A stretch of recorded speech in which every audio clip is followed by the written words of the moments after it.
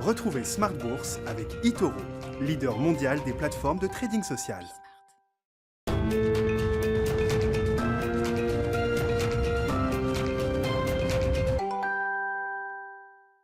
Bonsoir à tous, bienvenue dans Smart Bourse, votre double rendez-vous quotidien consacré à l'actualité des marchés financiers. On va donc passer une heure ensemble pour tenter de comprendre ce qui se joue sur les marchés.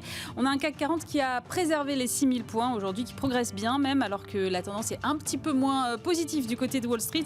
L'indice parisien qui gagne maintenant 10% depuis le mois de janvier. Alors est-ce que cette tendance haussière va se poursuivre? On en parle dans un instant avec les invités de Smart Bourse. Aux États-Unis, on attend demain le discours de Joe Biden à Pittsburgh. Le président américain va détailler un nouveau plan, un de plus dédié cette fois aux énergies renouvelables et aux infrastructures. 3 000 milliards de dollars qui viennent s'ajouter au plan de 1 900 milliards qui a déjà été voté il y a quelques semaines. En parallèle, la vaccination s'accélère encore aux États-Unis, ce qui devrait favoriser la reprise économique encore un petit peu plus, et aussi l'emploi américain dont on attend évidemment les chiffres. Ce sera vendredi. Et puis les bancaires qui rebondissent nettement aujourd'hui après l'affaire Archegos hier. L'inquiétude d'hier n'était-elle peut-être pas justifiée finalement? Pourtant, on a quand même des scandales à répétition dans le secteur des fintechs depuis quelques mois. On en parlera avec nos invités dans un instant. Et puis dans Marché à thème, en fin d'émission, on s'intéressera à l'immobilier avec un focus particulier ce soir sur l'assurance emprunteur. Nous sommes le mardi 30 mars, le CAC 40 clôture en hausse d'1,2% à 6088 points.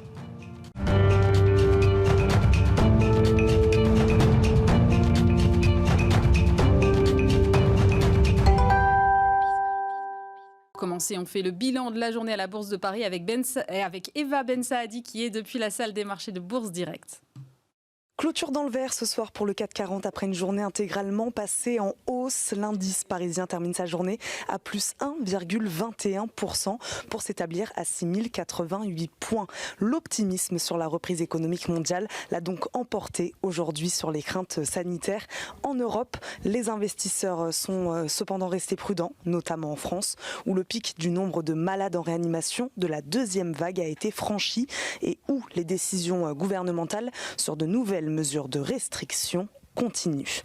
De l'autre côté de l'Atlantique, le président Joe Biden a promis que 90% des adultes américains seront éligibles au vaccin dans 3 semaines, et alors qu'il a déjà doublé son objectif de vaccination, le passant de 100 à 200 millions de personnes vaccinées en 100 jours. Sur le plan politique, le président américain est attendu demain dans la ville de Pittsburgh pour présenter les contours de son plan de relance de 3 000 milliards de dollars pour les infrastructures. Côté statistique, beaucoup d'indices cette semaine. Aujourd'hui, on a pu constater la hausse de la confiance des ménages français au mois de mars à 94 points contre 91 au mois de février selon l'enquête de l'INSEE. Mais c'est aux États-Unis que la hausse est la plus importante. L'indice de confiance des consommateurs au mois de mars ressort très nettement au-dessus des attentes à 109 points contre 91 en février. Il était attendu autour de 96. Et puis, toujours du côté des statistiques, très attendu cette semaine, bien sûr, les créations d'emplois aux États-Unis. Ce sera ce vendredi. Pour rappel, le mois dernier, elles avaient reculé à 117 000. Du côté des valeurs, maintenant, les bancaires ont tiré le CAC 40 tout au long de la journée. Après leur perte de lundi, les titres du secteur profitent de la remontée des taux d'emprunt des deux côtés de l'Atlantique. BNP Paribas et Société Générale clôturent au-dessus des 3%. Alstom en hausse également après les annonces d'un contrat de 220 millions d'euros qui prévoit la conception et la fabrication de 204 voitures de métro à Bombay en Inde. Le groupe Lagardère signe lui aussi une des plus fortes hausses aujourd'hui. Le conseil d'administration d'Hachette Livre, société holding de la branche Lagardère Publishing, a nommé hier Pierre Leroy, président directeur général en remplacement d'Arnaud Nourry. Un départ qui relance les spéculations autour de la vente à Vivendi de certains actifs de Lagardère, comme la station de radio Europe 1.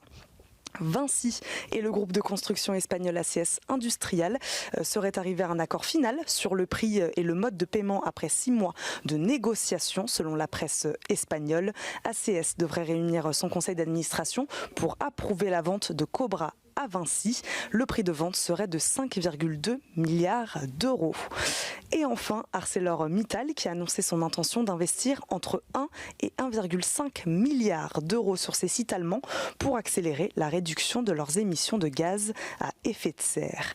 L'euro, lui, se maintient à un plus bas face au dollar, en dessous des 1,18 et est en passe d'accuser son pire mois depuis la mi-2019.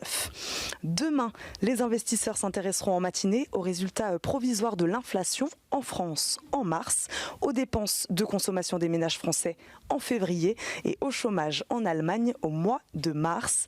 Très attendue aussi l'estimation préliminaire de l'inflation dans la zone euro. Eva Ben Saadi, que vous retrouvez donc tous les jours sur Bismarck depuis la salle des marchés de Bourse Direct à 10h, à midi et demi, à 15h et à 18h30.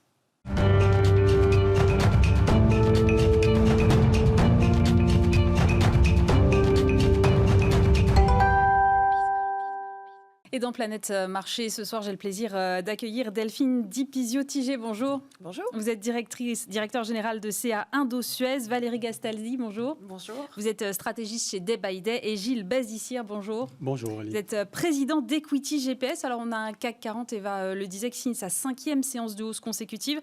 On est au-dessus des 6000 points dans un contexte qui reste quand même un peu compliqué en Europe, puisqu'on a une vaccination qui traîne un peu, qui a du mal à se mettre en marche. Un plan de relance qui patine tout autant, si ce n'est plus. Qu'est-ce qui explique cette résilience, selon vous, Valérie Gastaldi, par exemple ? On a toute une série d'événements peut-être que l'on peut prendre en compte. D'abord, il faut se rappeler que dans l'ensemble, les investisseurs, au moins jusqu'au mois de novembre et même encore au mois de décembre, étaient plutôt méfiants à l'égard de cette hausse, puisque on a des indices qui étaient repartis très vite, alors que on voyait bien que tous les résultats des entreprises allaient être à la traîne, même s'ils étaient finalement meilleurs que ce que l'on avait cru qu'ils pourraient être au cours des mois d'avril-mai. On s'était dit, on ne savait pas du tout jusqu'où ça allait chuter. Et finalement, les entreprises s'en sont très bien sorties. Il y a eu des plans d'économie de partout qui ont été très, très efficaces, des soutiens européens dans chacun des pays, etc. Donc on a eu des bonnes surprises, mais c'est toujours la même histoire. Est-ce qu'il faut observer l'évolution des bénéfices en niveau par rapport au niveau de l'indice, auquel cas les indices restent extrêmement trop chers parce qu'on n'a pas du tout récupéré les niveaux précédents, ou est-ce qu'il faut plutôt s'intéresser à la dynamique actuelle, par exemple à la vitesse à laquelle les bénéfices sont révisés à la hausse sur 3 mois ou sur 6 mois, et ça donne deux perspectives différentes. Donc il y a toujours des gens qui vont favoriser une vision, d'autres qui vont en favoriser une autre. Déjà, ça c'est sur l'état des choses. Et puis après, bien entendu, on doit ajouter toutes les anticipations. Et sur ces anticipations, finalement, le ciel n'a fait que se dégager. Là encore, pas toujours au rythme que l'on aimerait, vous venez de nous le rappeler. Mais aux États-Unis, ça s'est dégagé beaucoup plus que ce que l'on croyait. Pour le coup, on a eu l'effet inverse. En Asie, en Australie, tout semble aller quand même bien. C'est tout à fait sous contrôle. Donc finalement, il n'y a qu'en Europe que ça patine. Et nos entreprises qui sont au CAC 40 sont quand même des entreprises qui sont tout à fait internationales, qui ont souvent une activité en Chine qui est importante, qui annoncent qu'elles vont faire croître. Donc tout ça, ça vient plutôt soutenir les cours. Et les gens doivent s'ajuster parce que dans l'ensemble, ils n'avaient pas été suffisamment optimistes tout au long de l'année dernière. Alors aujourd'hui, on voit bien qu'il y a un certain rattrapage qui s'est fait à ce niveau d'optimisme. Mais est-ce qu'on est déjà dans une situation où les gens sont trop optimistes ou pas ? C'est pas évident. On a peut-être encore du chemin à faire parce qu'il y a peut-être encore des ajustements. Peut-être au niveau sectoriel, je vais laisser la parole, mais on a plein d'autres sujets à voir encore, donc voilà. Gilles, on est trop optimiste ou pas assez alors ? Alors au niveau global, nous on a 2 sur 10 environ sur le marché mondial des actions, ce qui signifie que on commence quand même à être à des niveaux qui selon nous sont relativement peu attractifs au global, si on regarde ça dans une perspective historique très longue. Par géographie, c'est très différent, c'est très distinct, très discriminé. Les États-Unis, on est à 0,5, donc c'est vraiment là que c'est l'endroit où il nous paraît que la surchauffe est la plus importantes ou que les niveaux de valorisation sont les plus fragiles, là encore, en général. L'Europe et la zone euro est à 4 ou 5 sur 10, donc encore normalement valorisé selon nous. Et par contre, les marchés émergents, avec notamment une préférence très forte sur l'Inde. Là, on a des ratings encore de 7 ou 8 sur 10 sur l'Inde. C'est marrant ça, l'Inde. Pourquoi ? Parce que la situation sanitaire est pourtant pas brillante, me semble-t-il. Oui, mais alors... Alors le potentiel de croissance est peut-être plus fort. Oui, alors il y a la croissance économique qui 12%, sera... non, c'est ça. Cette année, ce sera encore plus élevé qu'en Chine. Ça, c'est le premier point. Le deuxième point, c'est que c'est un marché c'est un marché émergent. En gros, c'est une dérivée de l'économie américaine, si on veut simplifier. D'accord. Parce que ce qui est coté en Inde dépend souvent beaucoup de l'économie mondiale, de l'économie américaine. Il y a beaucoup d'entreprises multinationales qui offshore énormément de leur processus administratif, financier, back-office en Inde. Et donc, ils profitent indirectement, très fortement de la croissance économique mondiale. Sans compter la diaspora indienne énorme, qui commence à compter beaucoup aux États-Unis. Et puis enfin, c'est la croissance démographique et les besoins qui sont juste absolument extraordinaires, notamment en infrastructure. D'ailleurs, ce qui rejoint un petit peu le plan Madeleine. Et puis une valorisation qui est encore tout à fait raisonnable, en dépit de performances passées déjà spectaculaires sur ce secteur, ce marché. Après, au niveau sectoriel, c'est encore plus discriminé. Nos ratings. On a 0 sur 10 sur la tech, en règle générale, ce qui explique d'ailleurs pourquoi on a un très mauvais rating aux États-Unis. Les États-Unis, c'est vraiment le temple de la tech. Là encore, c'est pour généraliser. Parce j'imagine qu'il y a des différences entre les valeurs quand même. Voilà, parce que nous, on établit à la base un rating en bottom-up chaque nuit sur l'ensemble des valeurs. Et ensuite, on les réagrège. Et par contre, sur les secteurs dits cycliques ou sensibles à l'activité économique, les banques, l'automobile, les métaux, tout ce qui est sensible aux infrastructures, à la révolution énergétique également.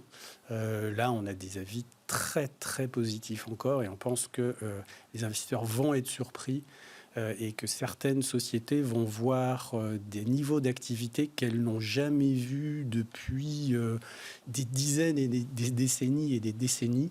Et en règle générale, les investisseurs risquent d'être surpris sur ce type de boîte. Et c'est ce qui fait les belles performances boursières, selon nous. Delphine, quel regard est-ce que vous portez ? Est-ce que cette tendance-là qu'on observe, je crois qu'on est sur une hausse de 10% depuis le mois de janvier, là, elle peut se poursuivre encore, alors qu'on est peut-être à la veille de nouvelles mesures de restriction, en tout cas en France. On voit qu'en Allemagne, ils ont aussi du mal à repartir. Alors, je complète par rapport à ce qui a été dit, parce que je suis relativement d'accord.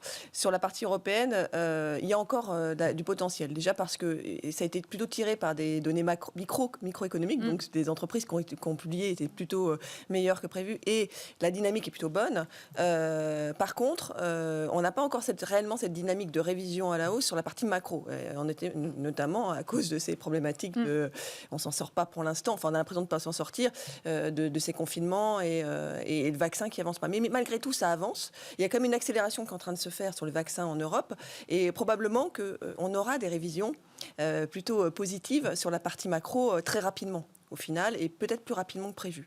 Ça, c'est un premier élément. Donc, on reste quand même plutôt positif. Deuxième élément, c'est la constitution même des indices européens, qui est quand même plutôt sur des valeurs cycliques et décotées. Et en ce moment, c'est ça qui marche. C'est ces valeurs plutôt décotées et cycliques qui sont en train de rebondir. Le fait qu'on n'ait pas trop de tech, finalement, ça nous aide. Exactement. Ouais. Dans ce contexte-là, de remontée des taux, d'accélération économique globale, ça c'est plutôt positif pour les secteurs des banques, notamment l'automobile et le secteur de l'énergie, enfin tout ce qui est secteur qui était vraiment très décoté ou qui est plutôt cyclique, qui accompagne ce redémarrage de l'économie. Et troisième facteur, c'est les flux. Et les flux, ça c'est intéressant parce qu'on n'a pas eu de flux depuis quasiment 2016 en zone euro et en Europe, plus largement, et notamment à cause du Brexit. Donc là, le Brexit, on espère, est derrière nous. Enfin bon, une partie en tout cas. Oui, une partie, parce que pas complètement. Mais c'est déjà une grande avancée pour les investisseurs étrangers, et notamment américains, qui étaient peut-être peu diversifiés, qui avaient plutôt, dans leur allocation, plutôt réinvesti chez eux largement. Alors, ils ont commencé ces derniers temps à plutôt diversifier sur les émergents, mais très peu finalement sur la zone euro et l'Europe. Donc, on va peut-être avoir ces flux qu'on commence à avoir, et dans cette diversification des acteurs américains, que ce soit les fonds de pension ou les asset managers, qui vont arriver. Enfin, en tout cas, on les attend. Mais c'est probablement, et on voit des premiers flux. Bon, pour l'instant, ça reste faible, mais probablement, ça devrait arriver. Oui, ça veut dire qu'on a une tendance et un potentiel, en tout cas, pour les mois à venir. C'est ce qu'on pense, clairement. Dans les indicateurs du jour, j'ai vu que l'inflation était passée au-dessus de la barre des 2% en Allemagne. Valérie, on va parler des États-Unis et de toutes ces problématiques évidemment après, mais est-ce que ça veut dire qu'en zone euro, il y a déjà une hausse des prix qui se profile quand même ? Bon, alors en zone euro, elle est quand même extrêmement timide et là, on a beaucoup d'effets de base qui vont arriver. Donc, on commence à prendre en compte la baisse des prix qui a eu lieu il y a un an. Donc, bien entendu, on a un phénomène d'accélération par rapport au niveau d'il y a un an. La base est tellement faible. Parce que la base est très faible. C'est peut-être pas, enfin, a priori, c'est pas en Europe que le risque d'inflation est le plus élevé. Ça va quand même, si cette inflation repart effectivement, elle doit repartir avant tout des États-Unis. Et bien entendu, l'ensemble des dépenses qui ont déjà été faites et celles qui pourraient l'être, qui sont prévues, participent de cette dynamique. Et je trouve que c'est vraiment... Alors, je sais qu'il y a des gens qui disent non, mais on n'arrivera pas à dépasser quand même toutes les barrières, parce qu'on a quand même aussi des poids, notamment de la globalisation, de l'absence de croissance démographique, etc., qui sont des poids très très lourds et qui sont des freins à la reprise de l'inflation. Mais moi, j'ai une approche très long terme, extrêmement factuelle, et pour moi, il y a un cycle inflationniste qui s'appelle le cycle de Kondratiev, qui dure 55 ans, entre 54 et 56 ans en général, et qui se répète de façon extrêmement fiable aux États-Unis. Auparavant, j'ai pu l'étudier sur les données anglaises. En fait, on le repère vraiment bien, mais depuis le 16e, 17e siècle. Ah oui, quand même. Donc oui, c'est vraiment quelque chose qui est ancré, et quels que soient les pays auxquels on peut s'intéresser, on arrivera toujours à retrouver ce cycle. Il n'est pas toujours calé de la même façon, mais on retrouve toujours de nombreux points communs. Et en fait, on a ce cycle inflationniste, il a des respirations, et il se divise en 3 parties. La première partie, elle s'est terminée en fait en 2020, parce qu'elle avait commencé en 2002. On a eu une première partie, donc 18 ans, c'était la durée idéale, et elle a duré 18 ans, a priori. Enfin, on ne sait pas, on a peut-être encore un point bas de l'inflation devant nous, mais je pense que ça y est, on l'a, le point bas de l'inflation. En 2019, j'hésitais un petit peu, mais là, maintenant je n'hésite plus trop. Et donc, bien entendu, quand j'entends tout ce qui se passe, et déjà quand j'entendais en 2019 les banques centrales dire que elles allaient rester derrière la courbe, c'est-à-dire qu'elles ne remonteraient les taux qu'après avoir eu la preuve de l'inflation. Tous leurs discours ont été aménagés par rapport à ce que l'on pouvait entendre il y a 10, 20 ans, ou même encore il y a 3 ans. Mais dans les discours des banques centrales, elles nous disent qu'elles vont attendre d'avoir une moyenne de l'inflation qui sera à 2% après 2 ans d'inflation. Peut-être que si on dépasse, c'est vraiment pas grave. En fait, cette inflation, de toute façon, il faut bien se souvenir que on l'a souhaitée pendant des années. Et maintenant, quand elle est devant nous, tout d'un coup, on nous dit mais il faut remonter les impôts parce qu'on risquerait sinon d'avoir des problèmes de dérapage budgétaire, donc des hausses des taux, de l'inflation, etc., etc. N'oublions pas que l'inflation, c'est quand même la meilleure façon de diminuer les stocks de dette que l'on est en train de créer, et que tout le monde dit, mais dans notre société, on ne donne pas suffisamment de place aux jeunes, et ce sont les retraités qui ont le capital et des retraites mensuelles trop élevées, c'est un petit peu ce qui est sous-entendu, puisque ce sont eux qui sont en train d'épargner, donc c'est qu'on leur donne trop tous les mois. Eh bien, s'il y a de l'inflation, on va aller piocher dans l'épargne des retraités et on va aider les jeunes à s'endetter, acheter des appartements, créer des business. Enfin, les jeunes vont pouvoir s'endetter, ils vont avoir un départ dans la vie qui sera celui que mérite la jeunesse, qui peut prendre des risques. Et puis, ceux qui ne seront pas suffisants... Je ne sais pas que je veux punir les personnes âgées, mais non, on doit faire... Il y a un équilibre, et on voit bien que politiquement, cet équilibre ne va pas être modifié, puisque on a une majorité de personnes âgées qui vont voter pour des gens qui vont préserver leur pouvoir d'achat et des taux bas. C'est ce qui se passe en Allemagne. Donc cette inflation, c'est pain béni pour résoudre tout un ensemble de problèmes qui, aujourd'hui, sont des problèmes sociaux, qui sont en train de se développer. Donc souhaitons effectivement qu'on arrive à importer un petit peu de cette inflation des États-Unis, parce qu'en Europe, on a quand même justement une population qui, étant âgée, lors des scrutins électoraux, ne s'exprime pas particulièrement en faveur des gens qui sont là pour la relancer. Mais c'est peut-être une aubaine. C'est vrai que l'inflation pourrait venir des États-Unis, c'est beaucoup ce qu'on entend. Et demain, on aura donc Joe Biden qui va présenter un nouveau plan, un de plus. 3 000 milliards, là, on dit, autour des infrastructures, des énergies renouvelables. Est-ce qu'il n'y a pas quand même un risque de surchauffe, Delphine? Parce qu'effectivement, on a l'impression que la reprise, elle est déjà bien engagée aux États-Unis. Oui, mais la reprise, finalement, quelque part, elle est un peu temporaire, parce que les successions de plans qui sont faits jusqu'à présent permettent juste de rattraper la trajectoire de croissance qui était prévue par l'ensemble, enfin par le consensus des économistes, avant la crise. Donc finalement, on va juste réussir, avec le dernier plan de 1 900 milliards, à rejoindre cette trajectoire. Donc finalement, c'est assez... Alors après, la question, c'est en effet ce plan de demain. Bon, on ne le connaît pas parce qu'il n'est pas encore sorti. A priori, il y a des rumeurs comme quoi ça serait peut-être 4 000 milliards, finalement. Oui, c'est ça, oui. Donc 3 000 milliards après, enfin a priori, peut-être sur les infrastructures, et puis 1 000 milliards sur tout ce qui est recherche-développement, et puis tout ce qui est économie verte, énergie renouvelable. Donc ça, ce sera à voir dans les détails. Et ce qui est, en tout cas, ce qui est sûr, c'est que les États-Unis ont besoin de 3 000 milliards d'investissements en infrastructure sur la décennie qui va s'écouler, d'ici la fin des années 20. Donc, on a besoin de ces 3 000 milliards. Ça, on en a besoin. Donc, ce qui va être intéressant de voir, c'est est-ce que ces 3 000 milliards, en effet, sur 10 ans ou 8 ans, comment c'est financé? Est-ce que réellement, la rumeur d'aujourd'hui, c'est que ça serait financé par 3 000 milliards de taxes, enfin les 4 000 milliards. C'est ce qui semble se dessiner, en effet. De hausse de taxes. Donc, comment c'est financé? Parce que c'est aussi freiner d'un autre côté, c'est accélérer d'un côté, puis de freiner de l'autre. Et comment va se faire ces hausses de taxes? Est-ce que si on remonte des taxes qui sont descendues jusqu'à 21%, est-ce qu'elles vont remonter à 28% ou d'un coup ou en termes d'impôt sur les sociétés, vous voulez dire? Impôt sur les sociétés, pardon. Parce qu'il y a 2 axes, en effet, impôt sur les sociétés et puis impôt pour les particuliers, en tout cas les ménages les plus aisés. Donc il y aurait, enfin encore une fois, on va voir demain, mais ce qui est attendu, c'est une hausse d'impôt pour les particuliers et les ménages les plus aisés, et aussi peut-être aussi une taxation des dividendes et des revenus sur les capitaux. Donc ça aussi, ça a un effet négatif. Donc ce qui est intéressant de voir, c'est 1, évidemment la taille, 2, comment ça va s'étaler dans le temps, parce que finalement, si c'est sur 10 ans, peut-être que ça va être un coup d'épée dans l'eau, en tout cas en réaction des marchés, parce que finalement, 3 000 milliards ou 4 000 milliards sur 10 ans, bon, c'est bien, mais c'est quand même pas les 2 000 milliards qu'on a eu là, one shot. Ouais, donc peut-être que ça sera important, mais ça sera peut-être pas l'événement du siècle tel qu'on l'attend demain. Donc ça sera intéressant à regarder. En tout cas, notre point de vue, c'est que ça ne devrait pas entraîner une inflation, en tout cas, plus pérenne.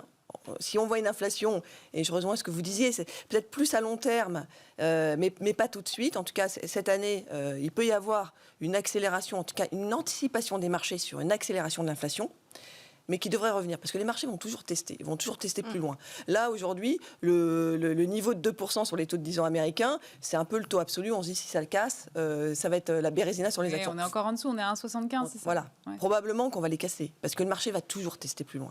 Donc, probablement qu'on va les casser. Après, est-ce que ça veut dire, pour autant qu'il y a une accélération de l'inflation, qu'il faut avoir peur de cette hausse de taux? Probablement pas.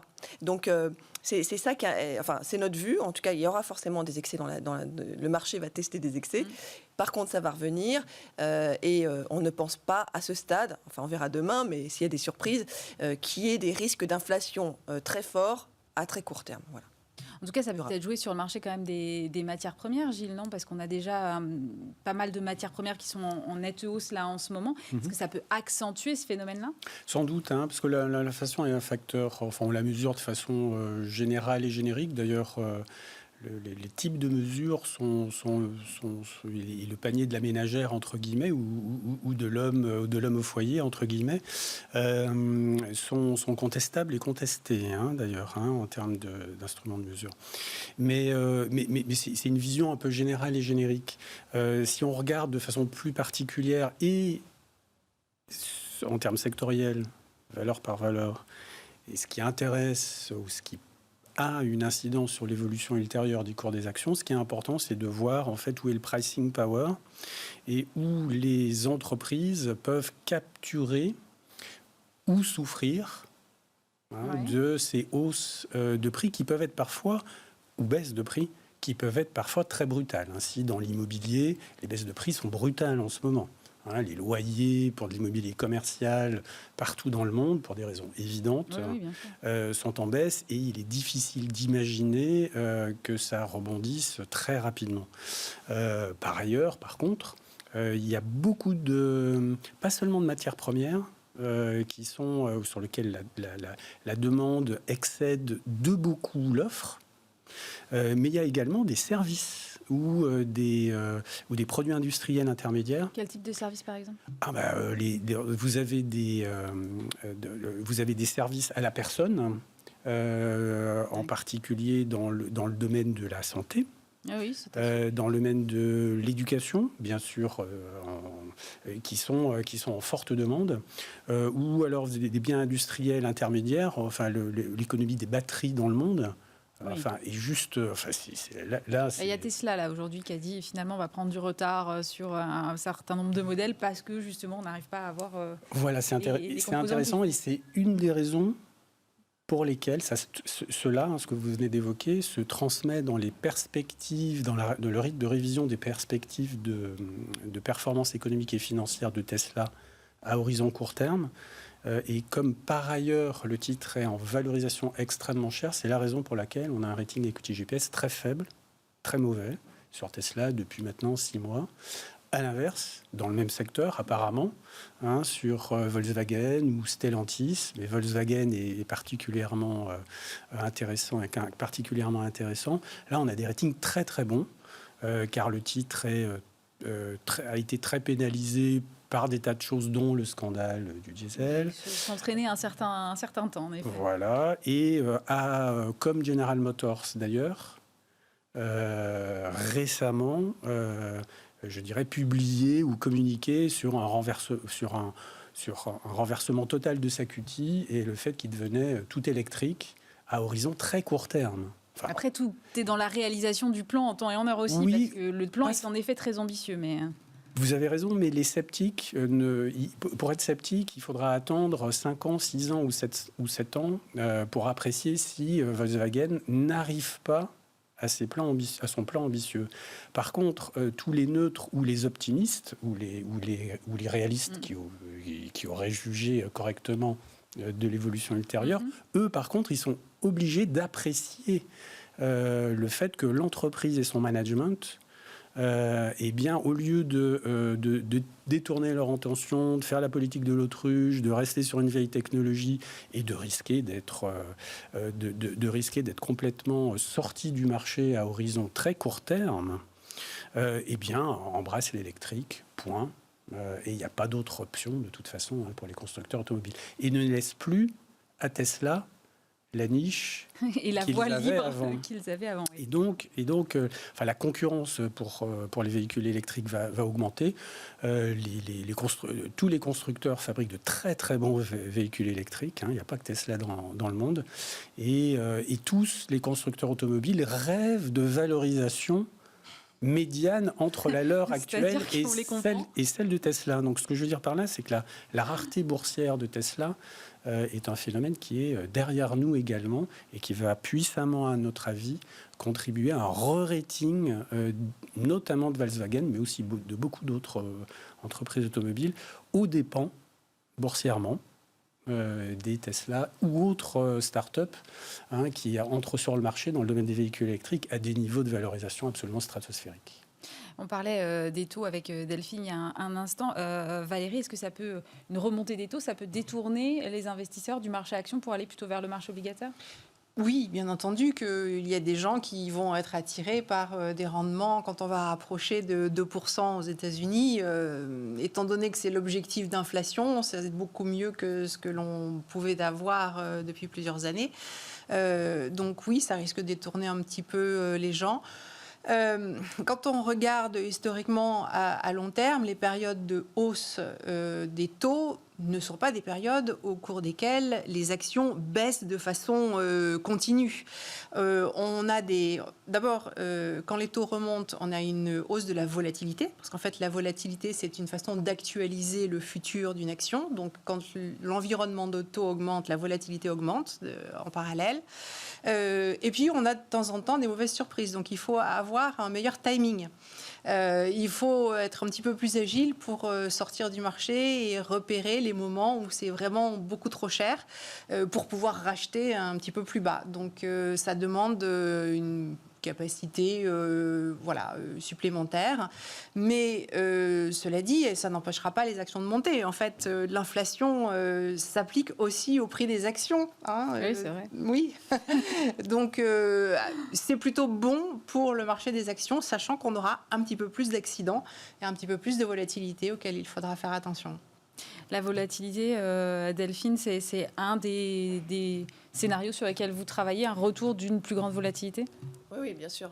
Il va y avoir un retour de plus grande volatilité parce que les banques centrales étaient complètement coordonnées, et notamment l'année dernière. On voit dès cette année que ça commence à diverger, oui. Donc, il y a des divergences de croissance. Les dynamiques qu'on a vues de vaccination ne sont pas les mêmes. On a beaucoup parlé des pays développés, mais dans les pays émergents, il y a vraiment beaucoup de retard dans certains pays. Notamment au Brésil, par exemple. L'Amérique du Sud, c'est assez catastrophique. Mais même en Asie, les pays d'Asie ne sont pas encore complètement vaccinés. Et loin de là. Après, même la Chine, aujourd'hui, alors ils sont complètement... Enfin, ils n'ont quasiment pas de cas, mais ils sont quasiment pas vaccinés. Donc, d'ailleurs, ça pose une question. Typiquement, on en parlait en réunion aujourd'hui, c'est de dire, demain, le consommateur chinois, avec un passeport, avec un vaccin, très rapidement, est-ce qu'il va pouvoir sortir ? Probablement non. Probablement non. Peut-être les Américains vont sortir beaucoup plus rapidement et les Européens aussi, puisque en dynamique de vaccination, on est beaucoup plus rapide qu'eux. Donc ça c'est intéressant, c'est des choses qu'on va apprendre et qu'on va voir. Alors après, ça va se réouvrir progressivement et ça sera intéressant. Donc évidemment, il va y avoir plus de volatilité. Pourquoi ? Parce qu'en effet, les banques centrales sont moins coordonnées. Deux, parce que à un moment donné, il va falloir qu'elles sortent. Et on va se mettre à anticiper la sortie de ces politiques accommodantes, de nouveau. Et ça va être encore source de volatilité. Alors, ce n'est pas maintenant, mais ça va être très rapidement. Ça va être dès l'année prochaine, probablement, puisqu'on attend des remontées de taux aux États-Unis pour 2023, fin 2023. Enfin, déjà, le marché anticipe dès 2023. Donc, forcément, ça va être une hausse de la volatilité par rapport à ça. Donc, forcément. Et alors aussi, un autre facteur qui va apporter de la volatilité, c'est qu'on a des signaux comme quoi il y a quand même des comportements de spéculateurs dans le marché. Que ça soit via les SPAC, que ça soit via tout ce qui est crypto. Je disais que les SPAC, il y en avait 5 par jour à Wall Street depuis le début de l'année. C'est extraordinaire. Enfin, c'est nous, vraiment ça nous paraît un peu loin ici, mais c'est l'explosion. Donc, que ça soit les SPAC, que ça soit tout ce qui est crypto-monnaie. Et puis bon, ce qu'on a vu récemment avec cette histoire de hedge fund qui était leveragé mais de manière démentielle. A priori, sur certains trades, il était leveragé 20 fois. Donc, on voit qu'il y a quand même des comportements qui ont tendance à aller vers un comportement spéculatif. Et ça, c'est évidemment, ça annonce le retour de la volatilité. Donc, il ne faut pas en faire une généralité, parce que ça ne veut pas dire forcément que le marché est au bord du krach, pas du tout. Ce n'est pas notre vue. Mais par contre, qu'il y a évidemment des endroits où il faut faire attention. Oui, puisque vous en parlez, c'est vrai qu'on a eu le cas d'Archegos hier, puisque c'est le nom de ce fonds-là, qui est à l'origine donc, de la vente brutale de plus de 20 milliards de dollars d'actions. Hier, on va le rappeler, ça a entraîné l'effondrement d'actions comme Viacom, Discovery, Tencent ou encore Baidu. Finalement, hier, les bancaires, elles ont un peu souffert. Aujourd'hui, on a des titres, par exemple, si je prends la Bourse de Paris, alors ils sont peut-être moins exposés, j'en sais rien, mais Société Générale qui reprend 4%, on est à peu près sur la même hausse du côté de BNP Paribas. Finalement, il n'y a rien de grave, Gilles, en fait, dans ce qui s'est passé hier. Ça, hop, on balaye. Alors, si on regarde le prisme franco-français, et le marché français qui représente, je vous le rappelle, moins de 3% du marché mondial, Oui, c'est sûr. en effet, il semblerait que les banques françaises soient pas impliquées dans cette affaire spécifique Archegos. Mais si on regarde un petit peu plus largement les entités qui ont financé Archegos par leur département dit de prime brokerage, c'est du jargon, et bien là par contre on a deux banques qui sont restées avec le mistigris, c'est-à-dire qui n'ont pas vendu, qui ont vendu après les autres les titres qu'elles avaient retrouvés à la place de leur appel de marge, car Archegos ne pouvait plus respecter son appel de marge, avait des positions trop importantes perdantes, et ne disposant plus de cash, donc a été obligé de céder, entre guillemets, pour simplifier, les expositions aux banques qui avaient de toute façon ces hypothèques pour contre-garantir leurs prêts. Donc les banques se sont retrouvées posséder des milliards et des milliards de titres, supposés être liquides sur le moyen terme, mais à court terme, quand vous avez un grand nombre d'intervenants qui cherchent à soit acheter, soit à vendre en même temps un titre, et ça fait monter les cours ou ça les fait baisser. Et là, on a eu des baisses absolument spectaculaires, des titres qui avaient été apportés en contre-garantie. Donc les banquiers qui ont été en retard, ce sont Nomura et Crédit Suisse. Vous avez des banques qui ont réagi beaucoup plus vite, donc il y a un système de gestion du risque peut-être plus efficace. Et qui ont une gouvernance également plus efficace au sein de l'entreprise pour prendre les bonnes décisions très rapidement. Et d'autres qui le sont moins. À noter que les banques américaines ayant leur centre aux États-Unis ont réagi très vite, alors que les banques étrangères ayant leur centre soit à Londres, soit en Suisse, soit au Japon, ont réagi beaucoup plus tardivement. Donc, elles vont manger... Enfin, ça va être un gros problème pour elles, pour Crédit Suisse et Nomura, à moyen terme. Là, leur réputation est durablement ternie auprès des investisseurs. On ne l'a pas vu sur BNP, sur la Société Générale, mais certains de leurs concurrents vont souffrir. À l'inverse, donc tout cela dénote évidemment des niveaux de levier étonnants sur certaines activités non régulées. Je vous rappelle que ce hedge fund est en fait, c'est en fait une entreprise qui reprend la richesse et les actifs d'une seule personne. Oui, c'est un family office. Donc il n'y a pas de raison, il n'y a pas d'appel public à l'épargne, donc il n'y a pas de scandale de ce type-là. Mais par contre, le fait qu'ils aient vendu notamment du Discovery et du Viacom, pour nous, ça a constitué une occasion d'acheter ces valeurs. On a établi qu'il faudrait une hausse de 100% de Viacom et 70% de Discovery pour que leur rating equity GPS soit de 5 sur 10. Donc elles sont à ces niveaux-là. Comme il y a eu des ventes forcées, il y a eu des ventes en solde, si vous voulez, et on ne serait pas surpris que le cours de ces valeurs reprenne assez fortement après ces ventes forcées qui sont liées à un problème structurel de la Exactement, société. C'est lié à aucun fondamental des entreprises. Et déjà, d'ailleurs, on voit aujourd'hui à l'évolution de leur cours que ces baisses ont attiré l'attention de beaucoup d'autres investisseurs. Alors moi, oui, Delphine, allez-y. Sur ce sujet-là, il y a deux leçons peut-être de ce sujet. Que les banques quand même sont en bonne santé, parce que Crédit Suisse venait de se prendre, et d'ailleurs sur une affaire avec Green Steel. Absolument, je l'ai exactement vous poser la question. Donc voilà, et probablement ça va leur coûter cher, peut-être jusqu'à 4 milliards ou peut-être plus. Donc est-ce qu'il y a un risque systémique ? A priori, on ne le pense pas parce que les banques... Alors après, ça remet en question les versements de dividendes, mais a priori, la banque en elle-même, sa survie n'est pas en jeu, comme on l'a pu l'avoir dans la crise de 2008. Donc il n'y a pas de crise bancaire en perspective. Bancaire ou systémique à ce stade, à moins qu'on découvre d'autres choses, mais bon, pour l'instant, ce n'est pas le cas. Ça, c'est quand même la chose rassurante. Et l'autre chose rassurante aussi de cette histoire-là, c'est que probablement, ça va évoluer. Parce que ce que montre cette histoire, c'est que quand on fait des swaps de performance, qui était le cas cas pour l'acteur Archegos en l'occurrence, on ne voit pas combien il détient de la société. Donc s'il dépasse les 5% d'investissement sur une société, il n'a pas l'obligation de se déclarer. Et probablement, il devait le dépasser largement sur plusieurs entreprises qu'il détenait. Et ça va forcément évoluer dans la transparence de marché. Donc je pense que il va y avoir des bonnes choses qui vont ressortir de ce cas-là. Et puis, de l'autre côté, pour les banques, probablement aussi de mettre en place des systèmes de hedge beaucoup plus efficaces que ça n'est, parce que là, c'était un peu premier sorti. Et des contrôles de risque. Premier sauvé, quoi. Premier sauvé, hein. Et des contrôles de risque qui vont être durcis.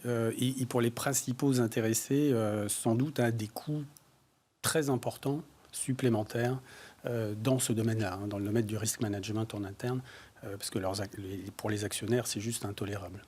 Mais quand même, ça pose un peu... Enfin, moi, ça me pose question. C'est vrai que je vois ça de plus loin que vous, évidemment. Mais on a quand même eu Greensill, vous en parliez. On a eu Wirecard, on a eu GameStop, ce cas hier. Alors évidemment, à chaque fois, ce sont des configurations très différentes. Vous allez me dire, mais quand même, est-ce que ça pose pas des questions sur le secteur de la FinTech en général, Valérie?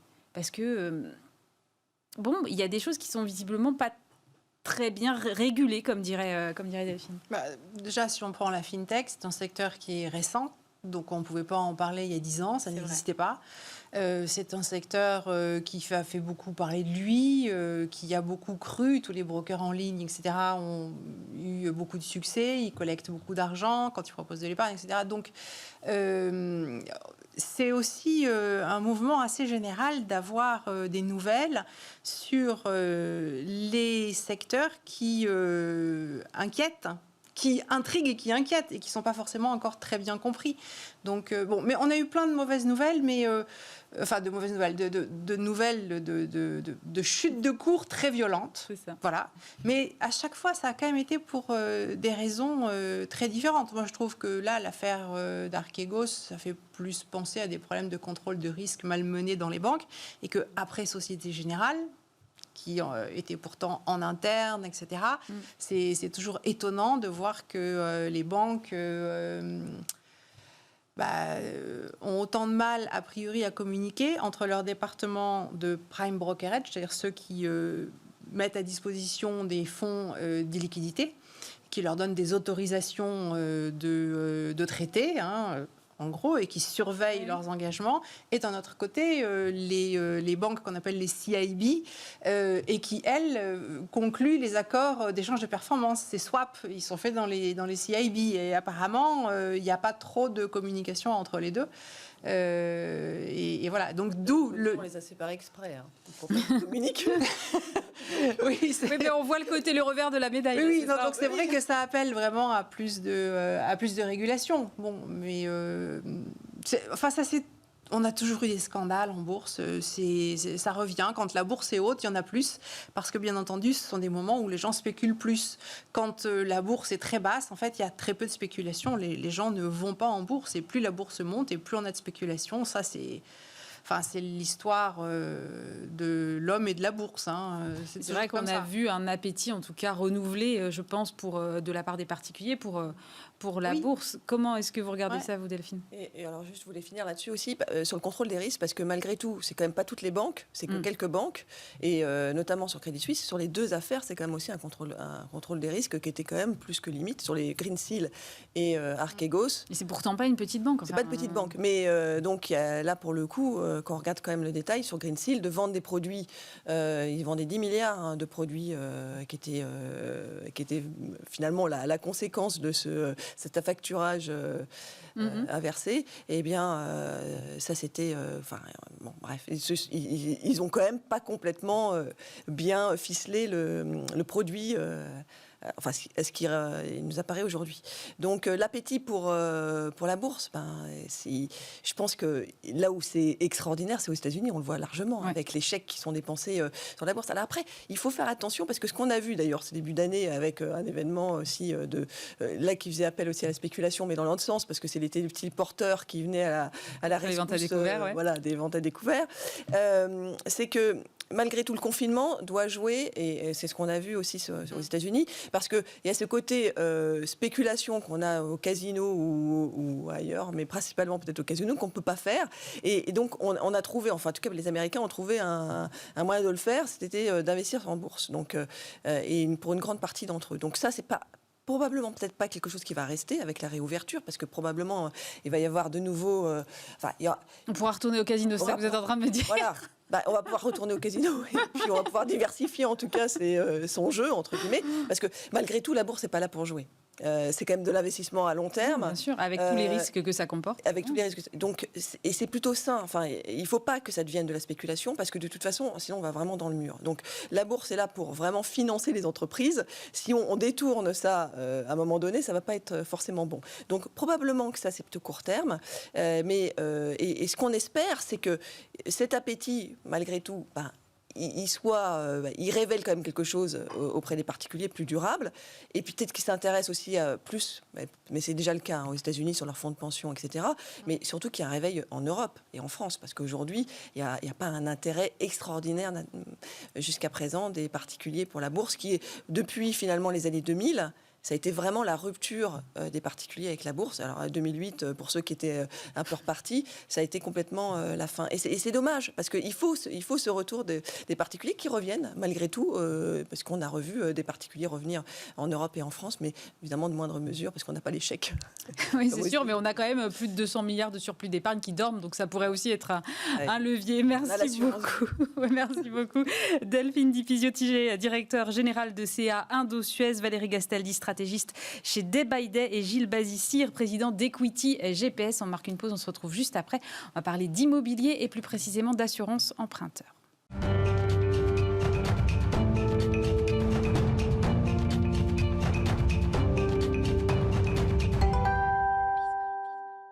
Et ce soir, dans Marché à thème, on va s'intéresser à l'immobilier et plus particulièrement à l'assurance emprunteur avec Ludovic Usieux. Bonjour. Bonjour Aurélie. Vous êtes cofondateur d'Artemis Courtage. Alors avant d'aller dans le détail de l'assurance emprunteur, je voudrais un petit point de situation quand même sur le crédit immobilier.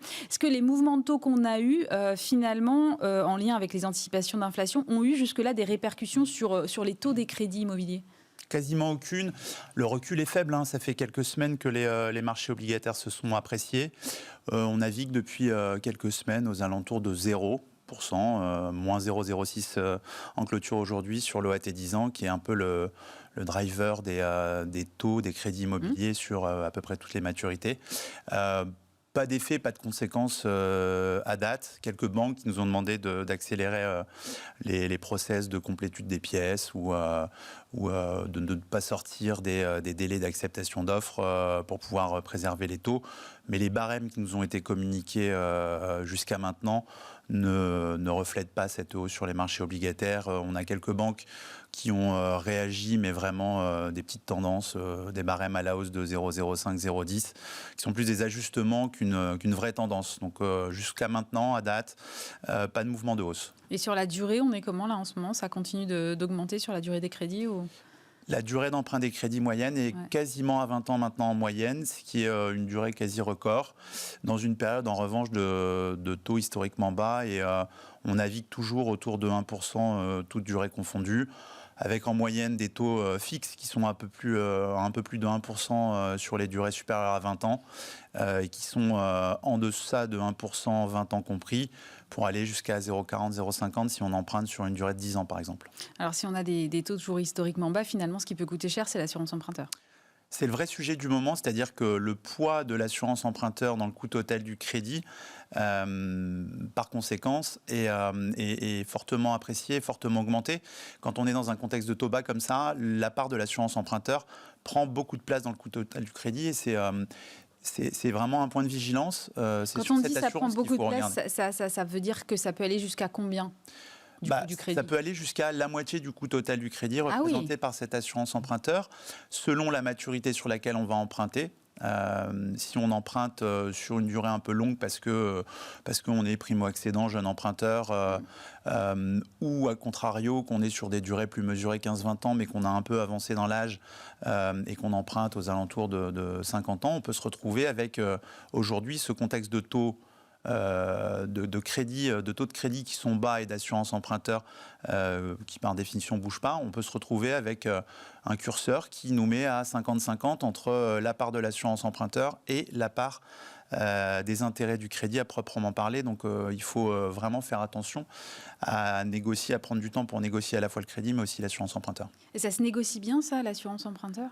Quel levier on a en tant que consommateur ? Deux types d'assurance aujourd'hui, deux grandes familles d'assurance. Il y a les produits qui sont les produits d'assurance qui sont distribués par les banques au moment de la souscription du crédit, qu'on appelle des contrats groupes, qui sont des tarifications uniques par groupe d'emprunteurs selon l'âge principalement. Donc on bénéficie d'un taux qui sera le même que celui du voisin si on est dans la même catégorie d'âge, par exemple 25-39, 39-50, plus de 50, etc., etc. Et puis il y a un autre type de contrat qui est distribué par des compagnies d'assurance, qui est un contrat individuel et qui, par définition, individualise les risques en fonction de votre âge, de votre catégorie socio-professionnelle, de vos habitudes de déplacement professionnel, de vos loisirs, des sports pratiqués, du fait que vous soyez fumeur ou non fumeur. Toutes ces variables vont déterminer un taux qui sera différent pour vous que pour moi, parce qu'on n'a peut-être pas le même âge, qu'on ne pratique pas les mêmes sports et qu'on n'a pas le même job. Donc en fonction de tout ça, on se retrouve avec un taux d'assurance individuelle qui peut être selon l'âge et selon notamment les habitudes de déplacement, qui peut être parfois très inférieur à une assurance groupe proposée par une banque, parfois équivalent et puis parfois supérieur si on a eu certaines pathologies, si on a un certain âge, si on emprunte sur une certaine durée, parce que les banques n'ont pas toutes le même contrat groupe et parce que les contrats individuels proposés par les compagnies ne sont pas tous tarifés de la même façon avec les mêmes garanties. Mais c'est important de regarder ça parce qu'aujourd'hui, ce qui n'était pas le cas avant, l'assurance emprunteur, si j'ai bien compris, elle fait partie des charges de l'emprunt, ce qui n'était pas le cas jusqu'il y a peu. C'est un peu différent, mais vous avez raison, c'est un autre sujet qui a été précisé par le HCSF. Le Haut Conseil de stabilité financière ? Absolument. À la fin du mois de janvier, qui était une question que tout le monde se posait, même si on avait la réponse dans les faits et que c'était une coutume. Mais en tout cas, le HCSF, à la fin du mois de janvier, a bien précisé que dans le taux de charge, qui est le taux que représentent les charges sur les revenus et qui ne doit pas dépasser 35%, sont des recommandations qui sont quasiment devenues des normes. Et les banques, les banques font preuve de vigilance par rapport à ce taux d'effort, à ce taux de charge. Le HCSF a rappelé que ce taux d'assurance devait être comptabilisé dans les 35%. Donc le taux d'endettement auquel on peut prétendre pour avoir un crédit immobilier, c'est 35%, assurance comprise. Et ça donne encore plus de reflet à ce que je viens de dire, à savoir qu'il faut négocier au plus près cette assurance pour qu'elle ne vienne pas vous faire dépasser ou arriver à la butée de ce taux de 35%. Est-ce qu'aujourd'hui, la pandémie a changé quelque chose en matière de garantie ? Est-ce qu'aujourd'hui, vous observez en tout cas que à la fois les assureurs et les banquiers demandent peut-être davantage de garanties sur certaines choses, notamment en matière de risque de perte d'emploi, par exemple ? Alors, il y a deux choses à scinder. Il y a effectivement une garantie spécifique qui s'appelle la perte d'emploi et qui vient par-dessus les garanties qui sont prévues dans un contrat d'assurance emprunteur classique, qui vient protéger contre le décès, la perte totale et irréversible d'autonomie ou l'incapacité temporaire de travail. Et la pandémie n'y a rien changé. C'est-à-dire que le Covid-19 est assuré, les éventuelles conséquences, ou même maintenant dans les contrats qui sont des contrats dont les conditions générales ou particulières ont pu être édictées après la crise sanitaire, il n'y a pas de changement.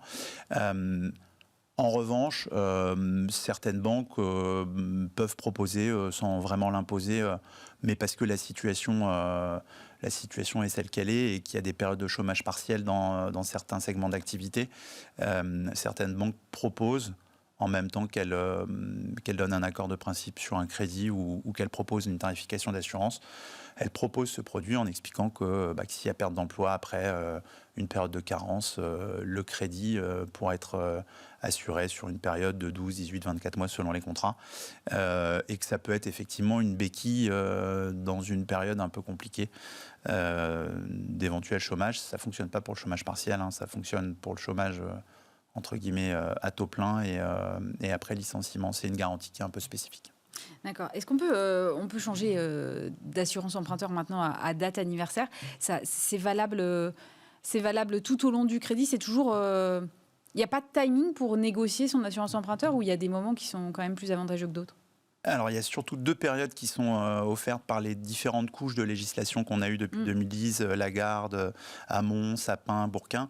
Il y a une période d'1 an après l'édition du contrat de prêt, pendant laquelle on peut changer à tout moment cette assurance emprunteur, parce qu'on est allé trop vite, on n'a pas bien regardé, on voulait signer à une date très avancée, et on s'est dit qu'il fallait tout faire très vite sans prendre le temps de la comparaison. Et dans ces cas-là, on a 1 an après l'édition du contrat de prêt pour en changer à tout moment, de date à date. Ça, c'est la première possibilité qui est offerte aux assurés, de changer d'assurance emprunteur. Et puis ensuite, on peut changer comme votre assurance habitation ou comme quasi tout type d'assurance, voiture, etc. Vous pouvez changer d'assurance emprunteur à date anniversaire en respectant un préavis de 2 mois et en s'armant d'un peu de patience parce qu'il faut trouver et présenter à la banque qui a tiré le crédit un contrat qui présente des garanties au moins aussi favorables. Il peut y avoir un peu de frottement administratif entre un banquier et un client assuré. Et les consommateurs s'en emparent, ça vous avez remarqué qu'ils le faisaient ou finalement ils sont un peu découragés par tout cet administratif? Un peu les deux, il y a eu un peu d'éducation et c'est le sens de l'histoire, donc ça commence à rentrer un peu dans les mœurs et on a de plus en plus de demandes de cotation sur d'anciens clients qu'on a pas forcément financés d'ailleurs, qui nous demandent s'il y a du nouveau côté assurance emprunteur. On s'aperçoit quand même dans la pratique qu'une fois que le crédit a été tiré, appartement acheté, travaux terminés, et que cette période un peu stressante est passée, on s'aperçoit généralement, il y a moins de renégo d'assurance emprunteur qu'on pouvait l'imaginer. Mais il y en a quand même de plus en plus, le pourcentage augmente mois après mois, année après année. Merci beaucoup Ludovic Usieux. Je rappelle que vous êtes le cofondateur d'Artémis Courtage. C'est la fin de Smart Bourse. Merci de nous avoir suivis. Évidemment, le prochain rendez-vous, c'est demain à 12h30. Vous aurez le plaisir de retrouver Nicolas Pagnès. Dans un instant, vous avez rendez-vous avec Stéphane Soumier pour Bismart, l'émission. Très bonne soirée sur Bismart.